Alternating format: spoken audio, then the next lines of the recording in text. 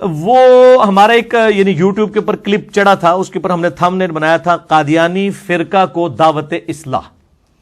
تو بعض لوگوں کی طرف سے یہ فیڈ بیک آیا یہ آپ قادیانی مذہب کا لفظ استعمال کریں. نعوذ باللہ من ذالک، مذہب کا لفظ تو استعمال ہو ہی نہیں سکتا. تو یہ اب جو ڈفرنس ہیں ان الفاظ کے اندر، اب اگر کسی بندے کو یعنی قرآن کا مطلب نہیں پتا اور وہ اب یہ ڈیمانڈ کرے کہ جی آپ قرآن کا لفظ نہ استعمال کیا کریں اپنے لیکچر میں، کتاب اللہ کہا کریں، مجھے پتہ ہی نہیں چلتا قرآن کس کو کہتے ہیں، تو اللہ دے بندے تو ایجوکیٹ ہو نا. اگر تنوں فرقے کا مطلب نہیں پتا تو اللہ دے بندے ایجوکیٹ ہو. ایک غریب تو بدتمیز، یعنی ایک آپ کے پاس نالج نہیں ہے، اوپر سے آپ لوگ لوگوں کے بارے میں کمنٹس کرتے ہیں. پہلے نالج تو حاصل کریں، علم کی بنیاد پہ کریں نا. فرق عربی میں کہتے ہیں ٹوٹ کے الگ ہونے والی چیز کو، یعنی یہ جو پتا بھی درخت سے ٹوٹ کے الگ ہوتا ہے نا، اس کو کہتے ہیں یہ فرق ہو گیا، الگ ہو گیا. فرقے کا لفظ ہی اپروپریٹ ہے قادیانیوں کے لیے کہ وہ امت کی مین سٹریم سے ٹوٹ کے الگ ہو چکے ہوئے ہیں، ٹھیک ہے، اور انہوں نے ایک ایسا عقیدہ گھڑ لیا جس کی وجہ سے امت کو ان کے خلاف تکفیر والے معاملے میں اجماع کرنا پڑا. اسی طریقے سے یہ اہل سنت کا آف شوٹ تھا، اہل سنت کا ایک فرقہ ہے، یہ شیعہ سے نہیں نکلا، یہ سنیوں سے فرقہ نکلا ہے. اسی طریقے سے شیعہ کا ایک فرقہ نکلا ہوا ہے، وہ ہے نصیریہ شام کے اندر. یہ تو انڈیا پاکستان بنگلہ دیش میں پایا جاتا ہے نا قادیانی فرقہ.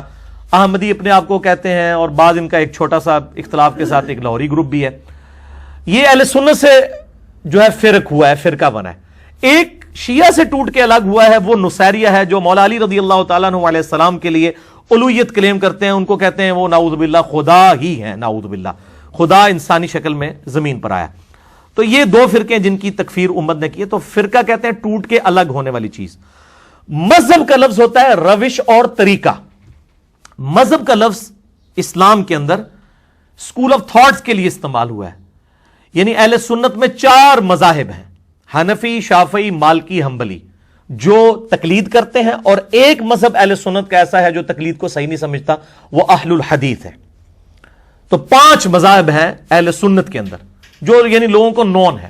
اسی طریقے سے اہل تشیع کے اندر بھی مذاہب موجود ہیں، اثنا عشری بھی ہیں، پھر ان کے اندر اسماعیلیہ بھی ہیں، بہریہ بھی ہیں، زیدیہ بھی ہیں. یہ سارے کے سارے جو ہیں ان کے اسکول آف تھاٹ ہیں، یہ مذاہب ہیں.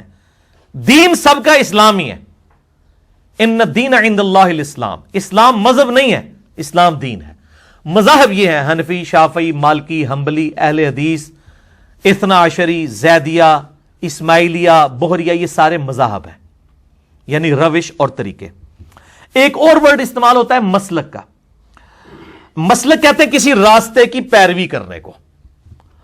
تو یہ جو راستے آپ کے سامنے ہیں وہ راستے تو ہم سے ڈھکے چھپے نہیں ہیں. بریلوی، دیوبندی، اہل حدیث، یعنی وہ مسلک وہ خود یہ کہہ رہے ہوتے ہیں، ہم تو نہیں ان کو چھیڑنے کے لیے کہتے، وہ خود کہتے ہیں مسلک اہل حدیث زندہ باد، مسلک بریلوی زندہ باد، مسلک دیوبندی زندہ باد.